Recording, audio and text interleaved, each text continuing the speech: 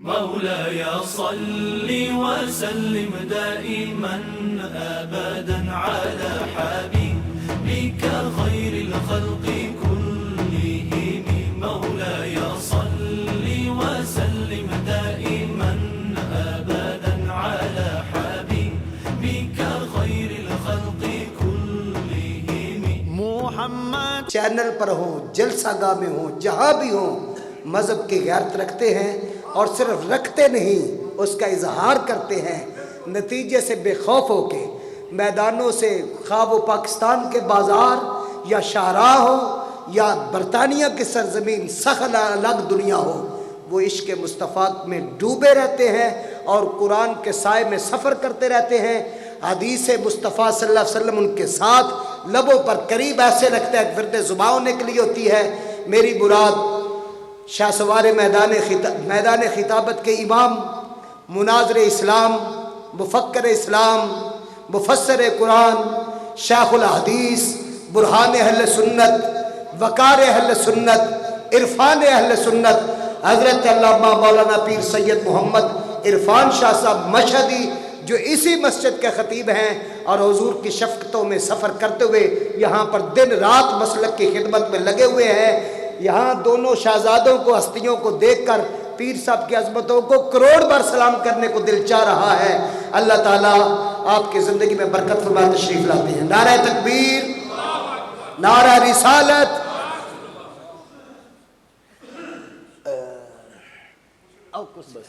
نعرہ رسالت. حضور مناظر اسلام، مناظر اسلام. بس ٹھیک ہے.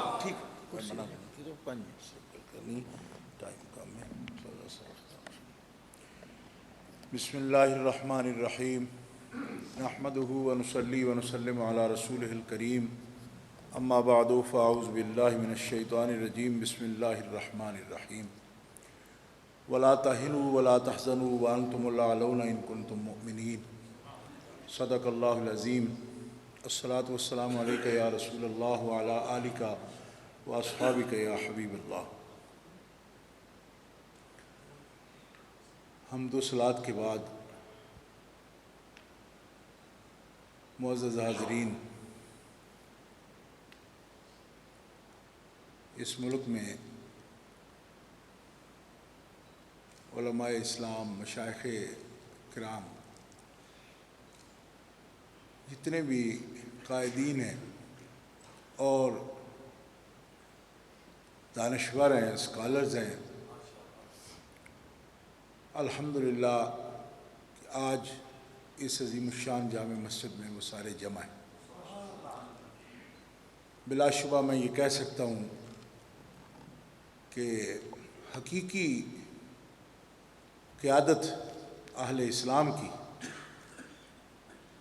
وہ اس چھت کے نیچے، گنبد شریف کے نیچے جمع ہے. اور اتنی بڑی تعداد میں پچھلے 12 سال سے میں نے تنوع کے ساتھ اتنی قیادت کو ایک چھت کے نیچے کبھی نہیں دیکھا. حضرت شیخ الاسلام والمسلمین، مصلح مسلمین، شیخ طریقت قبلہ پیر سید معروف حسین شاہ صاحب دامت برکاتہم القدسیہ، آپ کی یہ کوشش ہے کہ آپ نے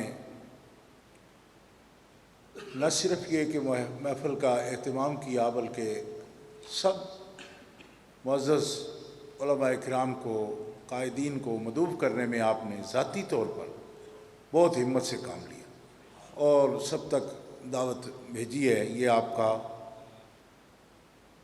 درد دل ہے کہ وہ چاہتے ہیں کہ اس طرح اہل السنہ والجماع کو ایک مرکز پر اکٹھا کیا جائے.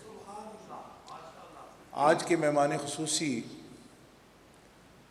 حضور محدث اعظم پاکستان، امام العلماء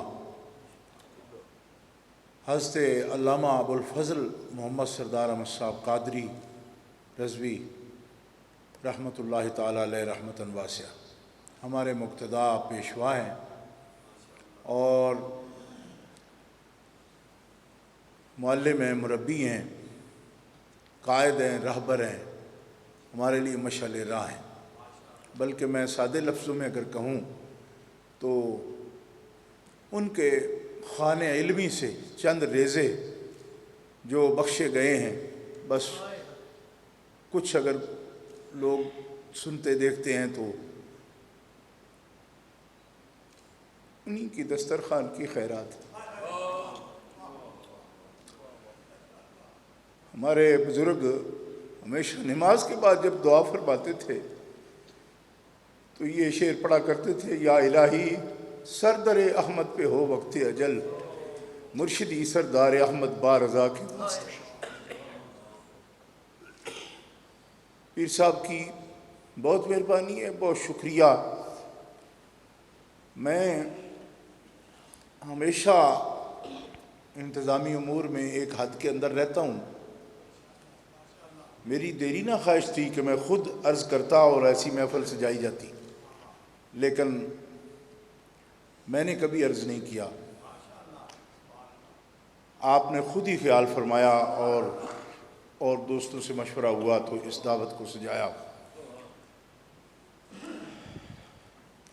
آپ کے، ہمارے مخدوم کے، بزرگ کے، ہمارے امام، ہمارے مرشد، ان کے فرزند گرامی اور مجاہد، سب تحریکوں میں بڑا جرأت والا خون ہے ان کے اندر، شجاعت، دلیری، بہادری ان کے اندر ہے۔ تحریکوں میں بھی انہوں نے قیادت کی ہے، اور اس وقت بھی وہ تیسری مرتبہ غالباً نیشنل اسمبلی میں کے ممبر ہیں وہاں پاکستان کے، اور وہاں وزیر اوقاف کے منصب پر بھی فائز رہے۔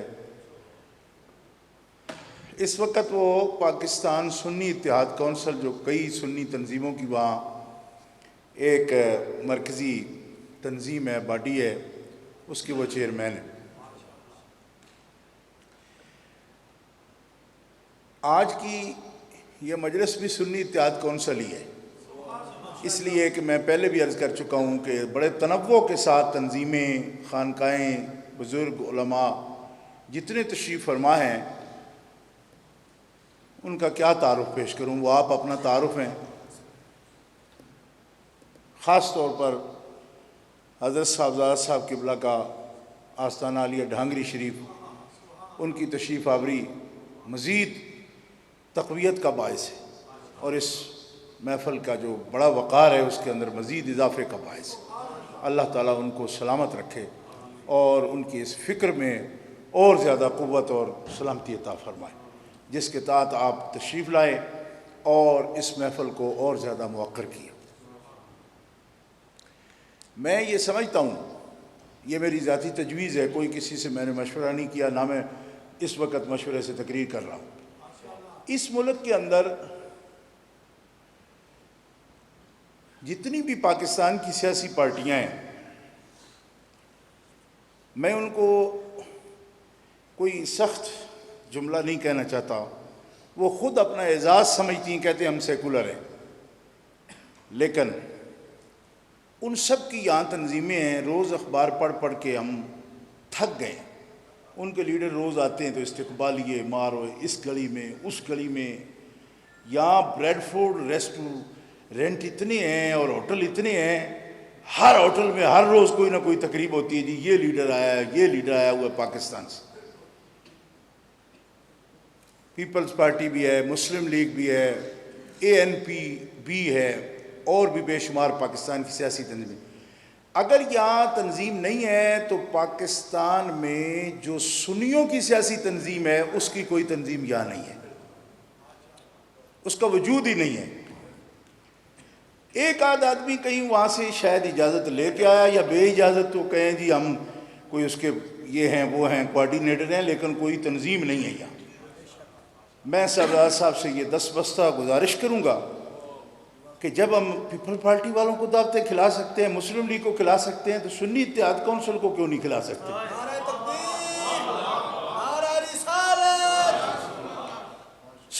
سنی اتحاد کونسل آپ کی وہاں کے کئی پارٹیوں کی تنظیمیں، یہاں علماء تشریف فرمائیں، جب تک اجتماعیت نہیں ہوگی وہاں کی ہماری سنی اتحاد کونسل کوئی کردار ادا کرے گی تو اس میں ہمارا کیا حصہ ہو سکتا ہے؟ ہم تو یہاں بیٹھے ہیں۔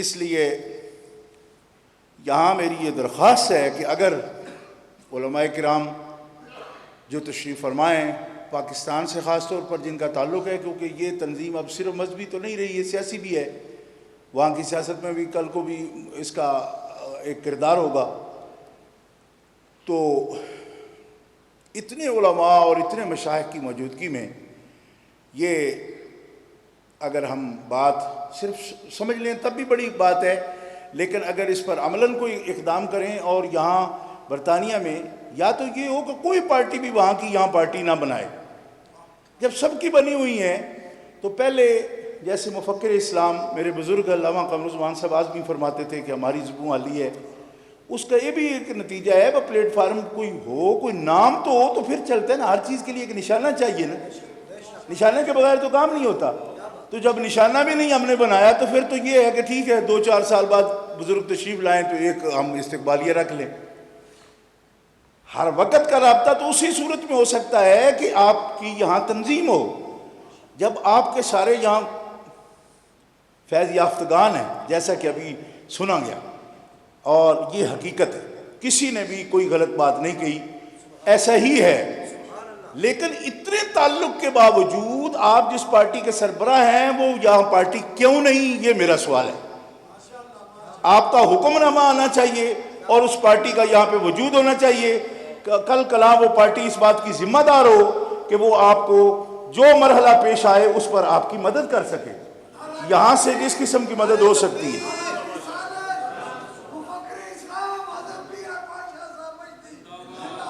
دیکھیے ہمارے پاس نہ ایران کا تیل ہے نہ سعودی عرب کا تیل ہے، ہمارے پاس تو یہ سنی ہی ہیں، تو ان میں اگر یہ تنظیم قائم نہیں ہے تو پھر اپنی جماعتوں کو سپورٹ کیسے کیا جائے گا؟ کل ایک آدمی کتنی سپورٹ کر سکتا ہے؟ تنظیم ہوگی تو سپورٹ بھی ہوگی، اور سپورٹ کی ضرورت آپ کے سب امیدواروں کو پڑے گی، آپ کے دفاتر کو پڑے گی، آپ کی پبلشنگ اداروں کو پڑے گی، آپ کے جو جرائد چھاپ رہے ہیں ان کو پڑے گی، کیوں کہ سپورٹ کے بغیر کوئی کام ہو ہی نہیں سکتا، اور سپورٹ کے لیے ہمارے پاس کوئی ایسے تیل کے کنویں نہیں جس پر کنٹرول اہل سنت کا ہو، ایک آدھے کنووں پر شیعوں کا قبضہ ہے، آدھے پر وہابیوں کا قبضہ ہے، سنیوں کے تیل کے کنویں تو یہی ہیں، حضور غوث پاک سرکار کی 11ویں شریف والی بات، یہی ہمارا تیل کا کنواں ہے، تو اس کا دائرہ اسی صورت میں موڑا جا سکتا ہے اس طرف بھی کہ جس سے اہل سنت کی قوت آ جائے، ایک پلیٹ فارم بن جائے، جب اس صورت میں کہ یہاں تنظیم موجود ہو، جو ذمہ دار بنے کل کو کہ جی ہم ذمہ دار ہیں اس بات کے اور ہم ہیں اور ہم آپ کے ساتھ مدد کے لیے تیار ہیں۔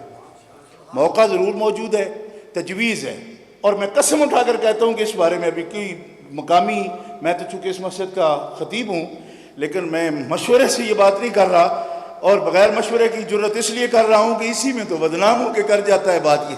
مناظر اسلام مجاہد اہل سنت۔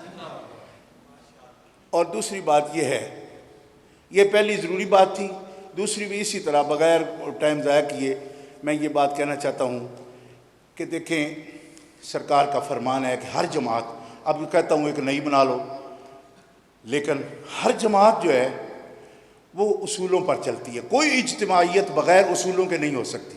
ہماری جماعتیں ٹوٹتی تب ہیں جب اصولوں پر، قوانین کی اور منشور کی، دستور کی وائلیشن ہوتی ہے، ہم لوگ راستہ چھوڑ جاتے ہیں، واگ چیر جاتے ہیں، وائلیشن کا ترجمہ پنجابی میں کہ واگ چیرتے ہیں، مطلب یہ ہے کہ ایک آدمی کی شخصیت ایسی ہو کہتا ہے نہیں میں نہیں اس قاعدے کا پابند، بس تنظیم ختم۔ تنظیمیں ہمیشہ تب چلتی ہیں جب جو اصول آپ نے مقرر کر لیے ہیں ہر بندہ اس کے اندر چلے، اس کے باہر نکلتا ہے تنظیم ٹوٹتی ہے۔ اور آج تو لوگ اہل سنت و جماعت عقیدے سے بھی وائلیشن کی کوشش کرتے ہیں، اور پھر ہم سے یہ تقاضا بھی کرتے ہیں کہ ہمیں کوئی کچھ نہ کہے۔ اس طرح نہیں، کچھ نہ کچھ ایکشن اس بات پر ہوگا اور ہو رہا ہے، ہوتا رہے گا، اور یہ فیضان ہے میرے محدث اعظم پاکستان۔ کسی کا کوئی دعویٰ نہیں، ہمارے اکابر کا، حضور اعلیٰ حضرت سرکار کا، حضرت مجدد پاک کا، حضرت شیخ عبدالحق محدث دہلوی رحمۃ اللہ علیہ کا، یہ سب ہستیوں کا یہ فیضان ہے۔ اس لیے میں عقائد اہل سنت اور تحریک اہل سنت کے لیے یہ بات عرض کرتا ہوں کہ ہم سب کو ان قواعد کا واضح کتنے ہیں اس پر کوئی بات نہیں، سب کے پاس علم ہے، مطالعہ بھی کرتے ہیں کتابیں بھی وافر ہیں یہاں، تو کتابیں جو پورے ہندوستان پاکستان میں نہیں ملتی وہ بھی یہاں موجود ہیں. اس لیے علم بہت ہے. بات یہ ہے کہ جب مرضی آتی ہے کسی کو وہ قواعد توڑ کر نکل جاتا ہے، اور پھر کوئی ایسا ادارہ نہیں جو ان کو پکڑ سکے. کوئی اکیلا پکڑے تو بدنام ہوتا ہے کہ تو کو ٹھیکہ لے ہے، ہر بات میں تم ہی بولو گے. وہ ہمارا نہیں ٹھیکہ تو جدہ ہے وہ تو بولو. اس کا مطلب ٹھیکہ کسی کا ہے نہیں اور لہٰذا سب چپ کر جاؤ. اور سید ہونے کے ناطے یہ عرض کروں گا کہ کچھ ٹھیکہ ہے بھی ہمارا. کیوں کہ وَعَاهِدْنَا إِلَىٰ إِبْرَاهِيمَ وَإِسْمَاعِيلَ أَن طَهِّرَ بَيْتِيَ لِلطَّائِفِينَ وَالْعَاكِفِينَ وَالرُّكَّعِ السُّجُودِ. یہ عہدنا جو ہے یہ ٹھیکہ ہی تو ہے، اور کیا ہے. تو کوئی آل ابراہیم میں سے ہونے کا دعوے دار بھی ہو اور پھر ٹھیکے پر وہ پورا بھی نہ اترے تو یہ غلط بات ہے. قرآن کی روشنی میں کچھ ٹھیکے داری ہے بھی، اگر کوئی مانے یا نہ مانے، لیکن ہم اس کا دعویٰ نہیں کرتے، خدمت گاری کا ہی کرتے ہیں کہ اس کے مطابق بھی ہمیں ایک تو جو اصول ہیں ان سے باہر نہیں نکلنا چاہیے. دوسرا حضور صلی اللہ علیہ وسلم ہمارے قائد ہیں، ان سے میری گزارش ہے کہ کسی طرح بھی ممکن ہو آپ اس کا بھی منصوبہ پیش کریں، کیونکہ اتنی بڑی یہ جو آج کا اجلاس ہے، میں پہلے بھی عرض کر چکا ہوں، حقیقت یہ ہے کہ یہ میں سمجھتا ہوں پیر صاحب قبلہ کی پرخلوص دعوت کا نتیجہ ہے. اور ان بزرگوں کا یہ میں کہتا ہوں کہ بہت وسیع نظر لوگ ہیں اور بڑے قلب کے وسیع ہیں کہ انہوں نے مختصر وقت میں جو طے کیا فوراً سب تشریف لائے اور بڑا اعزاز بخشا ہے. میں سمجھتا ہوں کہ ایسی محفل پاک میں اگر سنی اتحاد کونسل جو کسی ایک تنظیم کا نام نہیں ہے، کئی تنظیموں کا وہ وہاں اتحاد ہے، اور آنے والا وقت اس کے لیے فیصلہ کن ہوگا. بعد میں ہم کہیں کہ ہمارا کوئی حصہ ہی نہیں کسی میں، فیصلہ کن ہوگا. اس فیصلہ کن رول اس وقت میں کردار ادا کرنے کے لیے یہاں تنظیم کی بڑی ضرورت ہے. بس میں سب کی خدمت میں مؤدبانہ سلام عرض کرتا ہوں. وآخر دعوانا